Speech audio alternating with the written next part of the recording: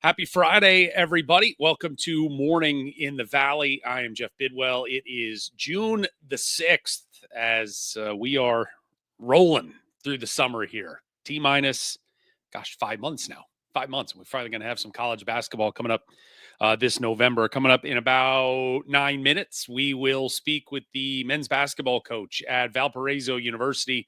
Roger Powell will be with us after it's been quite an interesting 3 months for Coach Powell. Really, maybe most significantly, an interesting March after the Beacons, who went to Arch Madness as the 11 seed and knocked off UIC, knocked off Northern Iowa, and found their way into semifinal Saturday at Arch Madness. Gave Bradley a run before coming up short. And so, it's like all that momentum. And then the transfer portal taketh from Valpo, as pretty much the whole deck was cleared. I believe just one scholarship player returning. So it is a new chapter there at Valparaiso for Coach Powell, but we'll get into all that with him coming up here in just a moment. If you haven't done so yet, please head on over to YouTube and search out Morning in the Valley. Subscribe to the page there and help us get some more traction in the old algorithm and get out in front of some more college basketball loving fans. This week, it's been a slowish news week, I suppose. I think probably the most important part is that a lot of teams are now on campus. If they haven't gotten there already, they will be there this weekend as summer workouts have begun in earnest. It's also been camp week. Evansville's men had their little kids camp this week. Murray State's women had theirs as well. So, that's also part of the acclimation period here for these new kids coming to campus, and even the returners coming to campus as workouts begin, but also you got some camp work to do and get a chance for a little bit of outreach with the young kids there in your region. But we expect business here to pick up considerably again in the next week or so as scheduling news will continue to roll out. The big part in June, which I think kind of goes certainly not underreported, but maybe underremembered by people, is that the month of June is really realignment June. June 30th is, of course, the last day of the it's the last day of the fiscal year, if you will, for universities. And July 1 is when the calendar officially flips to, the next 25, 26 calendar year. But what you see is the June 30th oftentimes is the deadline for if programs want to leave. If they want to find a new conference home, they usually need to give at least 1 year's notice. Now they can give less, and I think there's, every contract is different, and every constitution within the conference, so they may have some added financial restrictions to leaving and payouts to pay if they're going to leave with shorter notice. But June 30th is the date that's kind of important, and we have already seen some movement around the college sporting landscape.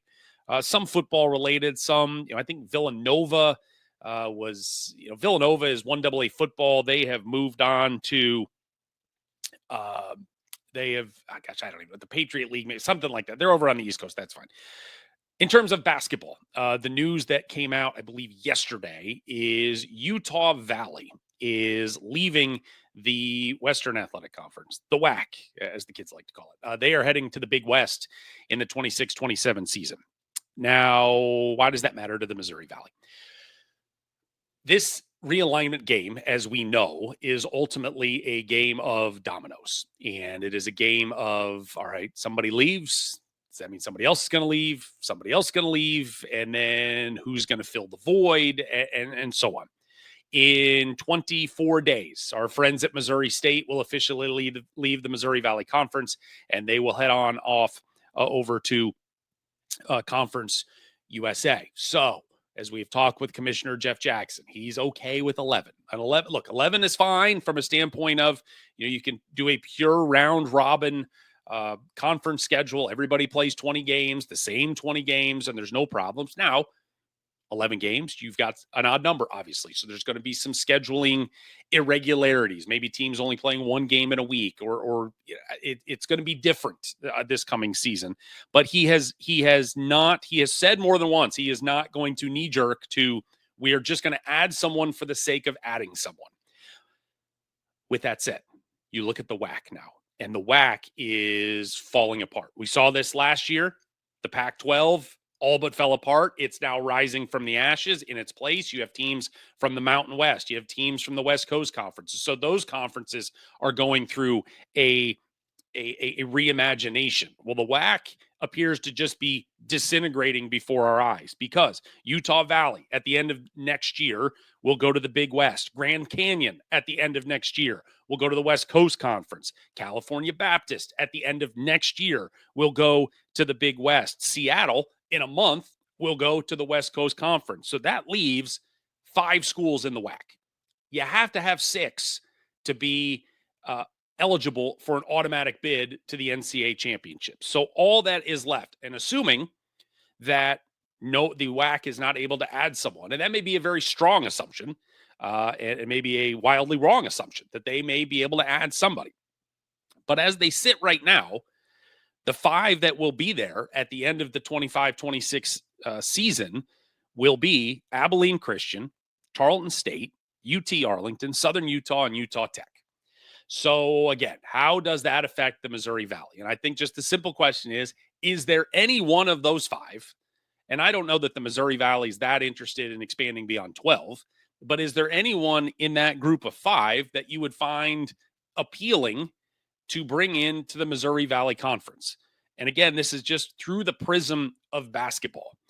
We have had Dallas Baptist as an affiliate member for baseball in the past, but just from the prism of basketball, I think it is not, I am not speaking out of school that's saying, I think we can cross off the Utah schools. I don't know that we are adding Utah in as a basketball program, and whatever else they may bring as well to getting to Utah Tech and Southern Utah is probably cost prohibitive in the end. So then that leaves the 3 Texas schools: Abilene Christian, Tarleton State, and UT Arlington. Arlington, of course, 20 minutes west of Dallas. Abilene's pretty much right in the middle of the state. Tarleton State's right in between the 2. It just then becomes, is either of any of those 3 schools, are they appealing to the Missouri Valley? And I think number one, you always look for, are we going to get media coverage? 100% no. In Texas, you're just not. It is a football state. It is football, football, football, football, football, football, football. And then I'm not even sure what comes in at number 10 in Texas. Arlington, you're in Dallas, all those pro sports. You've got SMU. If anybody's getting college looks, it would be schools of that ilk. Arlington, down the board. And then just from a standpoint of, it's basketball pedigree. We talked about this, when Northern Illinois was looking to leave the Mid-American Conference. And you're like, well, I mean, from a geographical footprint, I suppose it could work. But you're like, they have not done anything in basketball ever. Abilene Christian made the NCAA tournament. They're a relatively new Division I program. They made the NCAA tournament back in 2021, beat Texas. They were 84 in the KenPom. Since then, 131, 193, 209, 221, kind of sliding in the wrong direction. UT Arlington, the last 5 years, 253, 222, 241, 112, 228.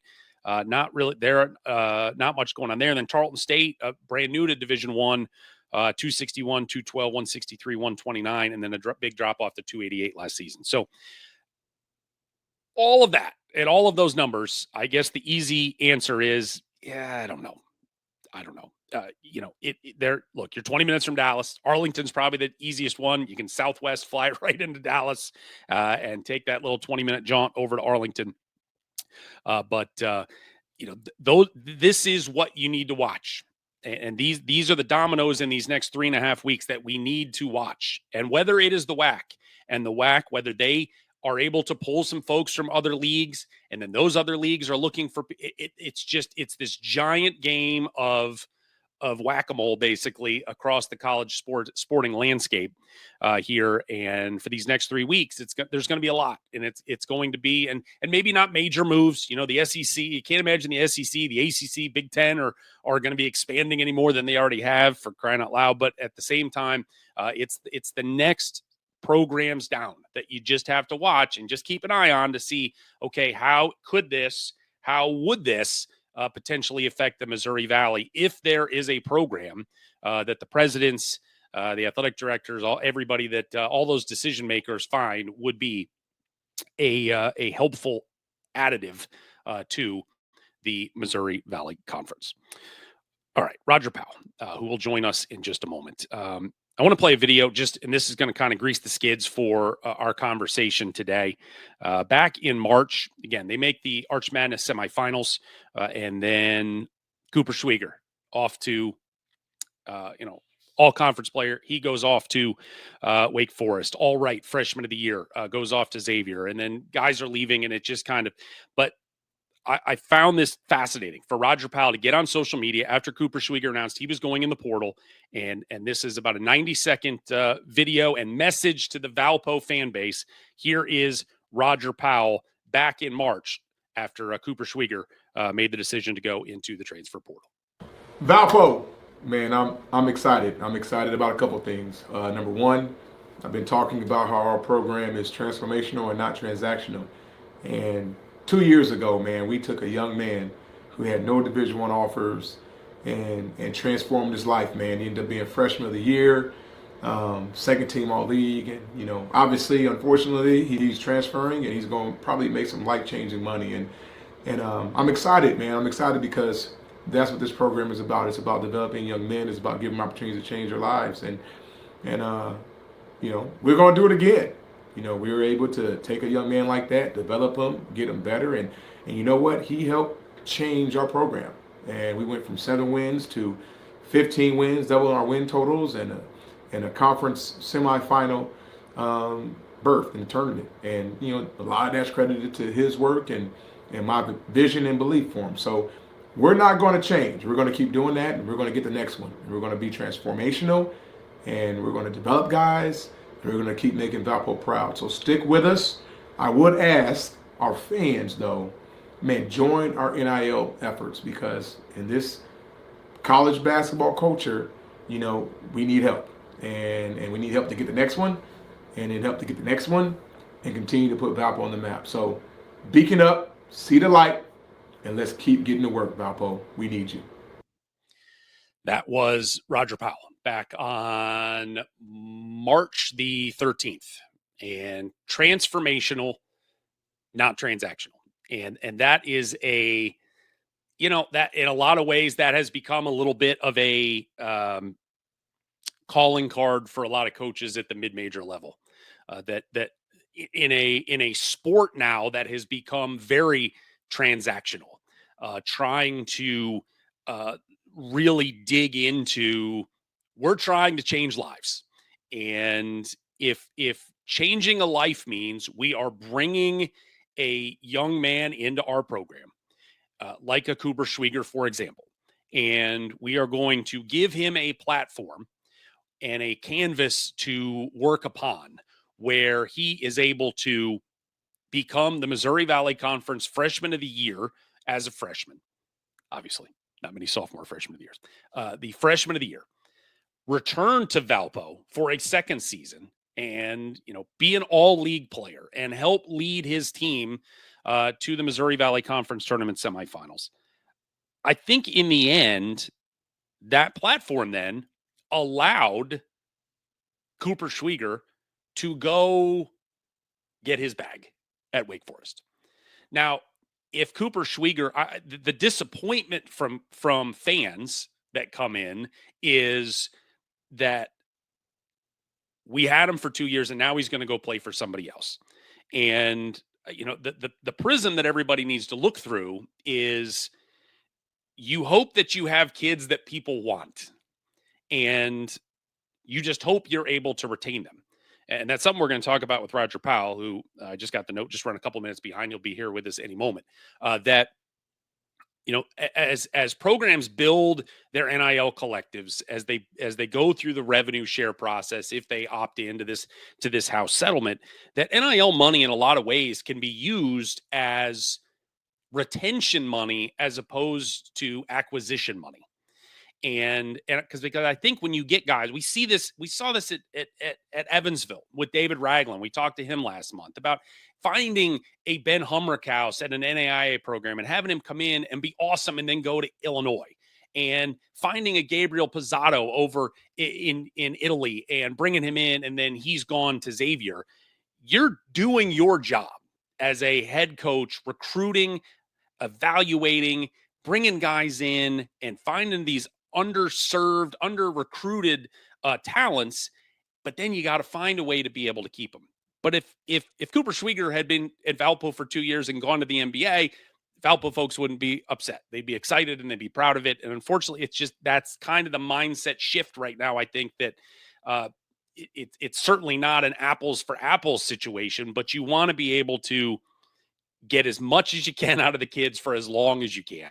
And in this day and age, you get 2 years out of a talent like Cooper Schwieger, you got to be excited about that, because he sure as heck could have left after last season in the end. But transformational over transactional. And that is, look, you can come here, you can play, you can be successful. You are going to do everything you can to help us win games. We're going to get to the Missouri Valley tournament semifinals, hopefully beyond next year if you're Roger Powell. But it's like, you're going to come in here and we're going to change your life. And whether that is from, the academic side of Valparaiso that they're able to sell, whether that is you're going to get 2 years of opportunity to showcase yourself and then be able to move on, whether you're going on to go play professionally, whether you're going on to another program. That is a heck of a recruiting pitch to make. And so that is, when you are a program like Valpo that is, you're trying to build this thing, that's what you sell. We can change your life. It can be in a variety of ways, but we can change your life.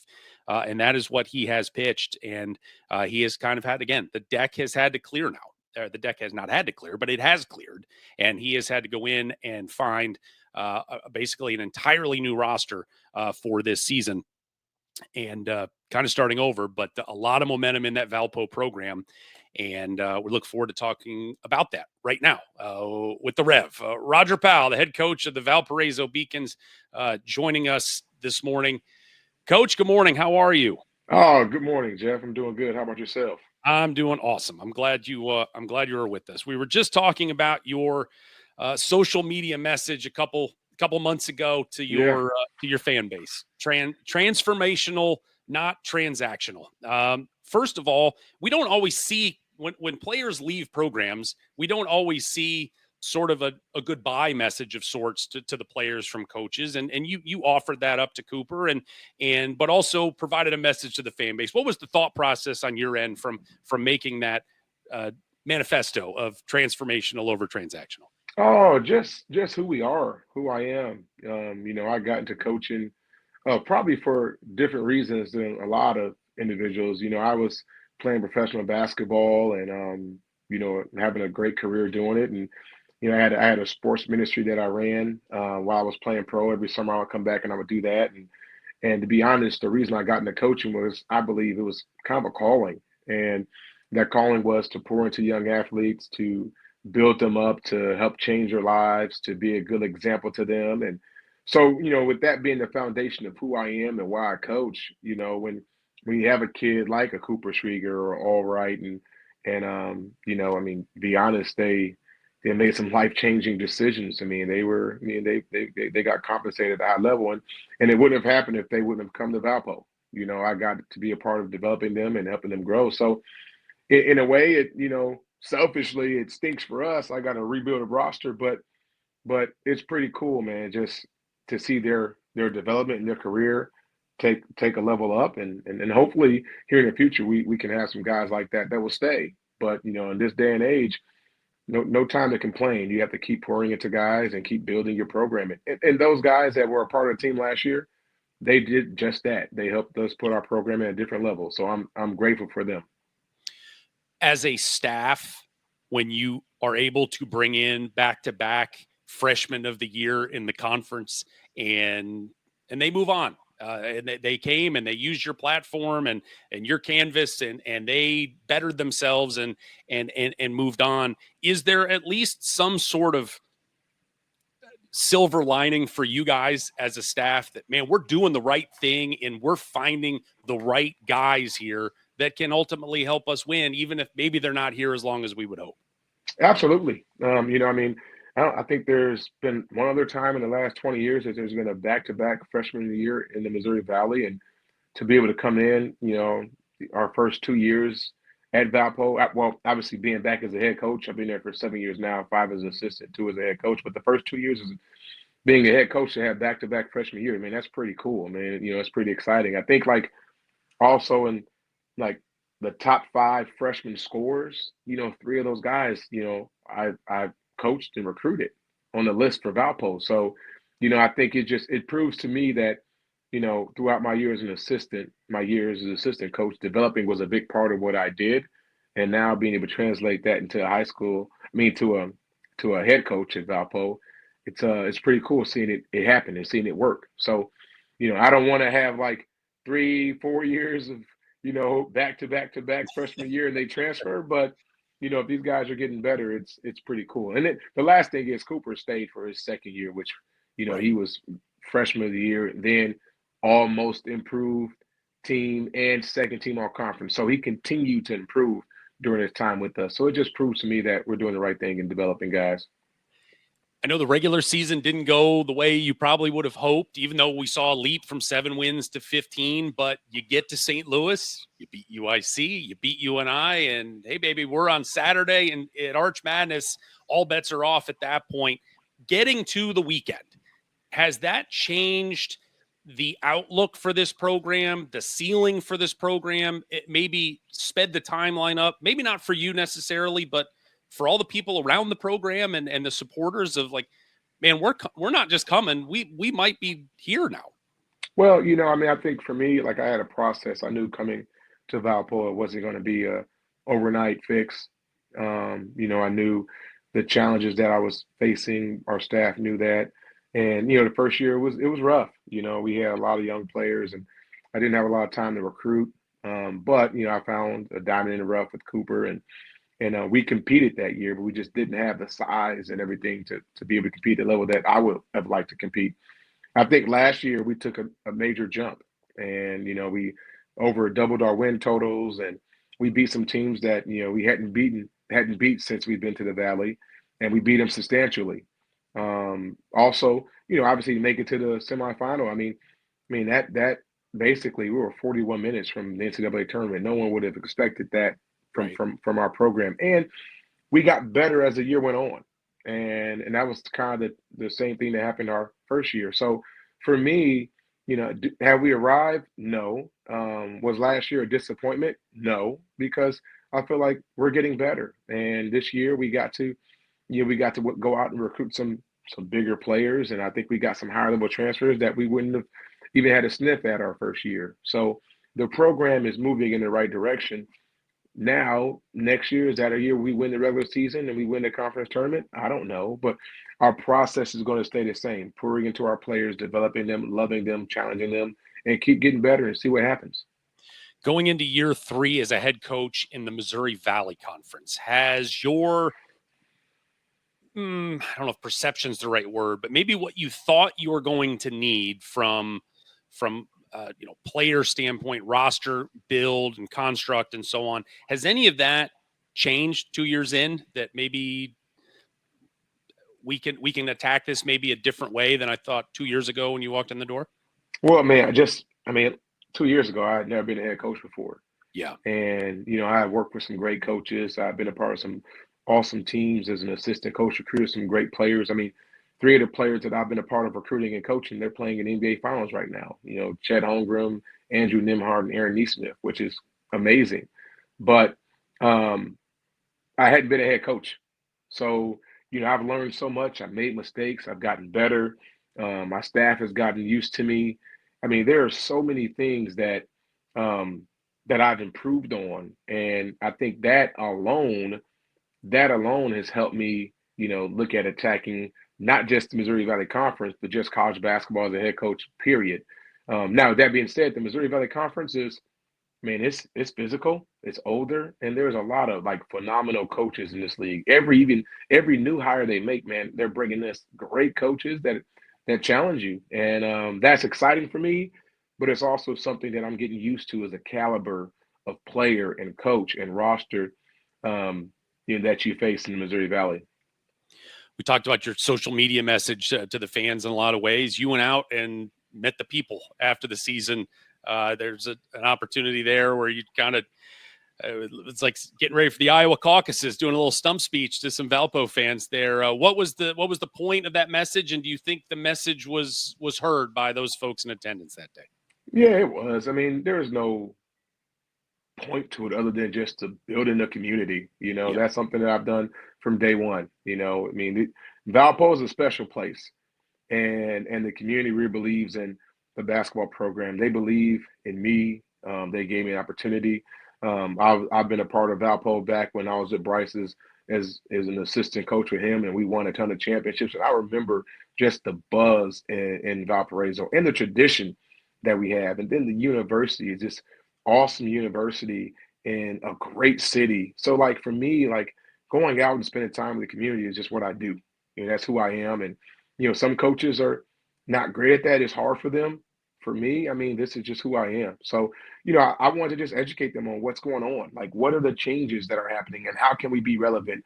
What do we need to do to continue to be competitive and build in this changing landscape of college basketball? And I thought it was really good just to kind of educate them on that. And then obviously, asking for support, hey, build with us. When we cut down nets, when we win the Missouri Valley Championship, every single person in that room, everyone in Valpo that believed in us and that supported us, they're going to be a part of that success. So that's basically what the message was, and it was pretty awesome.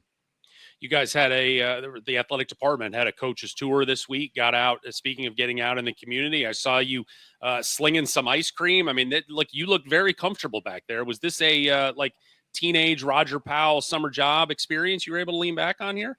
And listen, doing that was a tough job, man. I was trying to keep up with the demand, and some of my scoops were bigger than others. So I apologize to anyone that got a small scoop. I was still learning, but no, it was fun, and I was really, Laura Hosmer, our AD, and done a great job with kind of enhancing that coaches tour and not only just in the community, but all the head coaches here. We got to hang out all day together, and that's what Valpo is, man. We support each other. We fight for each other. We love on each other as head coaches. The university, like that's kind of a message of mine, just having grit, but not just grit with the men's basketball program, but all of our sports. And that's kind of that's the camaraderie that we're trying to build here in Valpo. And I think that's going to help us be special in the Valley Conference and hopefully in college athletics. Part of the coaches tour, you also had a kids press conference, and boy, I mean, did any of those young journalists put the screws to you at all with some tough questions? Oh yeah, man, there were some tough questions, but it was fun. It was fun. It was energetic. It was full of life, and yeah, I think it was yesterday. No, it was the day before yesterday. It was a great day, and we went to a lot of places in Valpo, and we got to really really impact the community. You talked about size, and one of the young men you brought in from over near Normal, Illinois, Kobe Walker, and this young man. Look, number one, this is either the best album cover I've seen this year, or you guys are looking like the new WWE Tag Team Champions right there. 6'10", 250, a condominium with feet. What are you most excited about this young man and what he's going to be able to bring to your program? First of all, his character.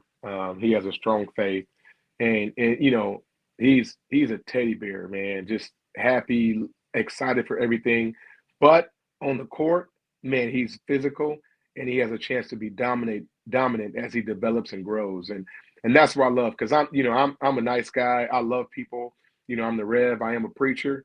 But when I'm on the court and when I compete, it's like it's a different type of grit, and I'm not the nicest when we're competing, and that's where I see Kobe being this. We're very like-minded, and that's real size that we just haven't had since we've been here. So I'm excited to develop him, get him better, and have him have a great career in the Valley.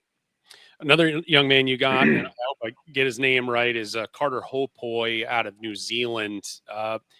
We have seen there's a Evansville has done it, and Murray State now doing it, and you going international and finding guys. There's so much talent around this entire world, and to be able to bring them in, is that more of a priority for you and your staff moving forward, or is this kind of a one-off?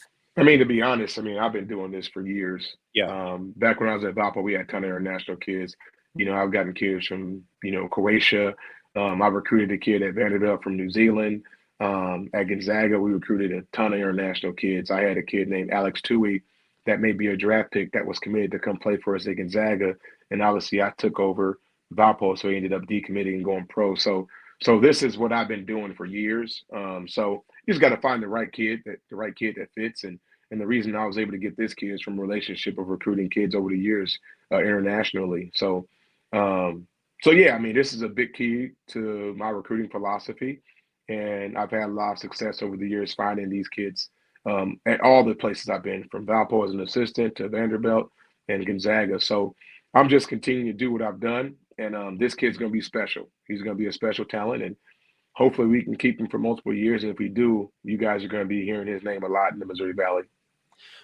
When you got done with March and you looked around and it was you and your staff and I think one scholarship player back, what was the main, okay, deep breath, we've got to find a narrow focus of what we're trying to accomplish with this roster? What was that goal for you?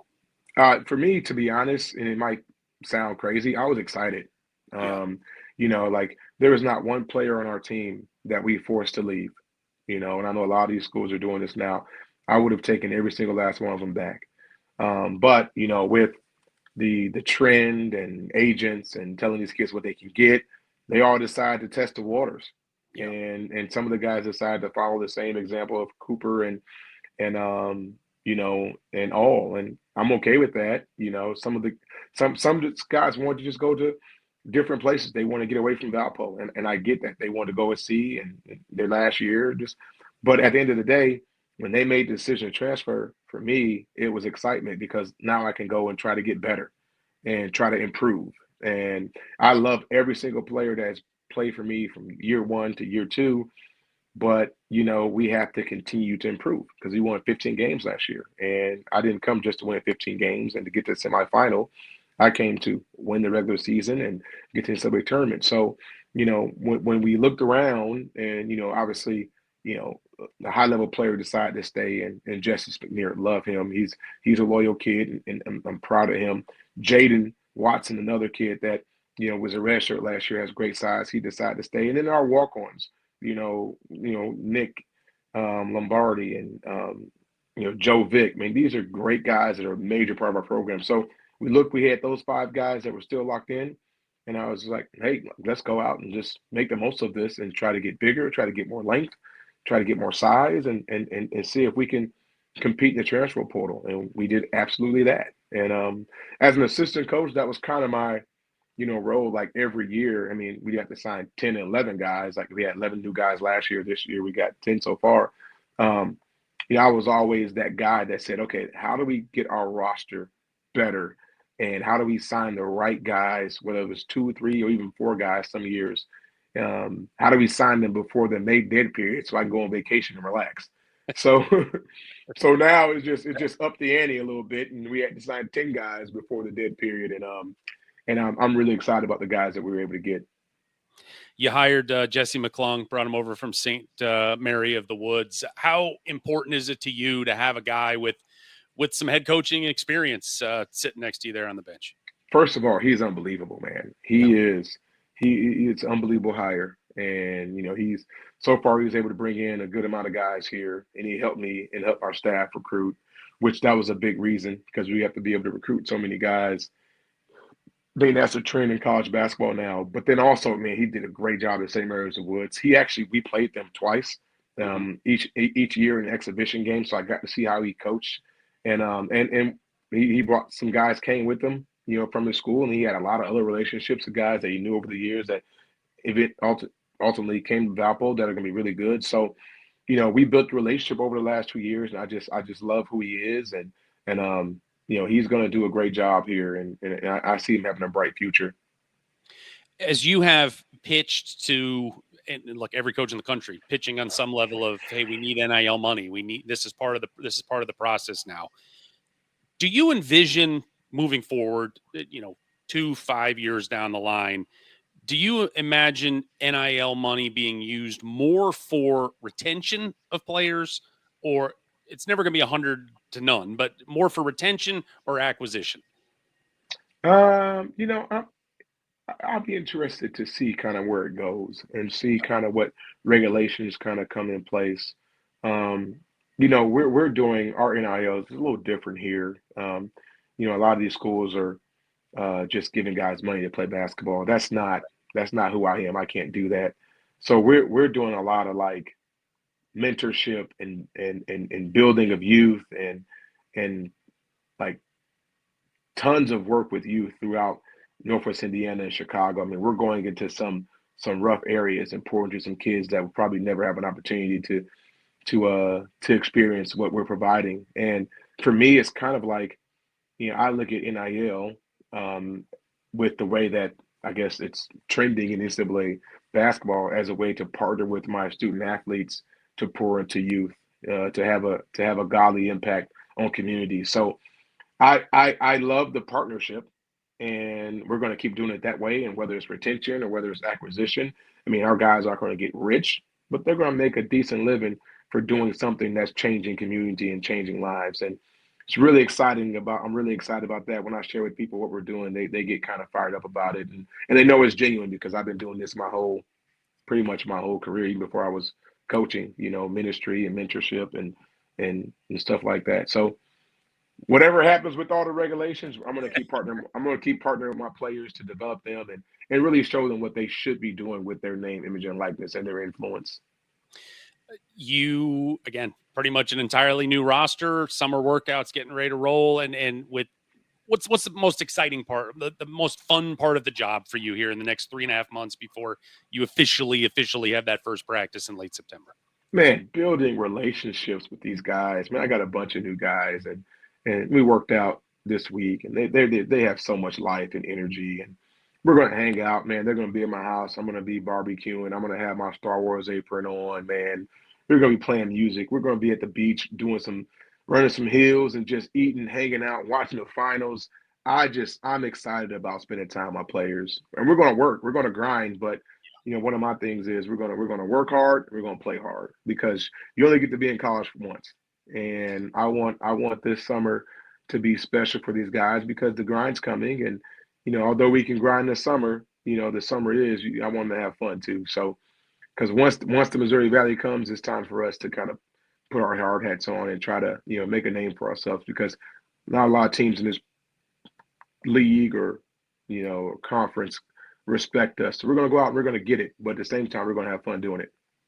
When's the last time you dunked? Last year, I take that back. Probably about a month and a half ago, I dunked. Right. I try not to dunk too much because all these guys my age are starting to pop their Achilles, and I can do it, but I got to stretch now. I used to just dunk like with ease. I can do it, but like I'm a little more cautious, man. You got to show those young bulls you're coaching who's got the grit. It's Yeah. you still got it in there. You still Oh got it yeah. Oh yeah. Roger. Yeah. Be Roger careful. I Powell. gotta be careful though. Very much so. Very much stretching. Very, very, very good advice there. Roger Powell, head coach of the Valparaiso Beacons. Thanks so much for the time today. Enjoy your summer, and hopefully we can talk soon. Hey, thanks, Jeff. Appreciate you. All right. Thank you. There right. is Coach Powell. As he's just, it took everything in my being there not to fanboy with him. One of my all-time, probably one of the top 5 college basketball games I've ever gotten to see in my life, the 2005 Illinois Elite Eight against Arizona, the overtime win. And I think I always had, I generally have no care about Illinois basketball and Fighting Illini basketball, but I think from my TV time and covered Southern Illinois, and Bruce Weber was the head coach there, and so they had that great run where they were undefeated forever, and so it was just like, all right, I professionally had to pay attention to them, and that game where they're down 15 with 2 minutes left against Arizona, and Darren Williams and Luther Head, and just those guys were just awesome. And Roger Powell coming back and getting to overtime and up in the Chicago, was it the Horizon? I think it was. Or is that the right building? I don't know. One of those buildings up there that was just electric. And anytime that little clip of the final 2 minutes of regulation comes on social media, I'm going to hunker in. And so I could have probably talked to him about that for a half hour, but figured that was not the best use of any of our times today. But thanks for Coach Powell for being with us. All right, we got a couple headlines to get to this morning before we get out of here. And, he mentioned the NBA Finals, and congratulations to Ben Shepherd and the Indiana Pacers, the former Belmont Bruin. They have taken a 1-0 lead in the finals over the Oklahoma City Thunder. Ben played 9 minutes last night, 3 points, 2 rebounds, but part of that 111-110 win in game one, as Tyrese Halliburton continues to be the most clutch man on planet Earth right now, as he hit the game winner with 0.3 of a second left. Ben fully committing to the mustache right now. Look, we all make choices in life, and that choice has led him to be part of a team that's in the NBA Finals. So I don't think any of us have anything to say about Ben and the stash. But good luck to the Pacers coming up in game. Don't need Ben. We need me. There we go. The one other player in the transfer portal world, and coming out of talking with Roger Powell, Kaspar Sepp, 6'7" sophomore forward, finished his sophomore year at Valpo. He went into the portal as well, averaged about 3.5 points, 5.5 rebounds a game last season, played about 19 minutes a night. He has committed to Cornell, so he is moving on from Valpo to Cornell. A couple of Murray State notes to pass along. Got a chance to talk with head coach Ryan Miller earlier this week at a Murray State radio event. Hopefully we will have Coach Miller here on the program sooner than later, but he was informing us that this late July, and we're about 7 weeks away, his racers will be heading to the Bahamas, taking their international trip that the racers can take every 4 years. They'll go down there to, I guess, Baha Mar in Nassau. They'll go play 3 games end of July, early August. And I just can't look. These trips are great. Anytime for the student athlete experience, and certainly all the adults in the room as well, getting a chance to go somewhere sunny in the summer and play some basketball and get some team bonding. Check. Every box is a positive there. But I am a huge believer, when the calendar works out right, that these are massively impactful trips for the head coach, especially when they have never coached a game before as a collegiate head coach. And just from experience and knowing, back in 2011, before Steve Prohm ever coached a game at Murray State, he took his team not to the Bahamas. They went to Canada. I think it was Toronto.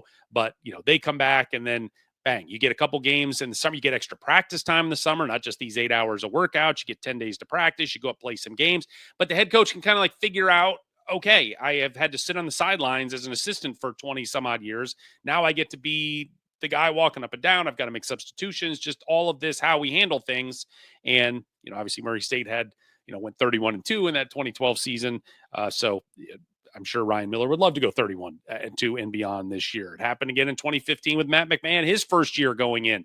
They went back to Canada. Ryan Miller going a lot warmer places there, as they will head down to the Bahamas. But I think from a coaching standpoint, this is as important as anything, especially when you have a completely brand new team and everybody's trying to figure out everything about each other. This is a good spot for them. From a staffing standpoint, the multiple reports coming out of Memphis, including the Memphis commercial appear. Jordan Verhulst, who has spent the last 4 years at Memphis, as the director of basketball operations, director of scouting. He is reportedly coming to Murray State to join Ryan Miller's staff. He has been, those Memphis ties, the Memphis connection from the Miller family, Ernie Kuiper, the general manager, all tied in there with Memphis. So no real surprise that they would be able to pull another Memphis guy out in Verhulst. Worked under John Calipari and actually worked under Josh Pastner at Memphis from 2009 to 2014, was a grad assistant video coordinator, had a few more stops, the G League at one point, and now after the last 4 years at Memphis, is coming to Murray State to join the staff there of Ryan Miller. Let's see. Any other headlines of the day as we go through? Check.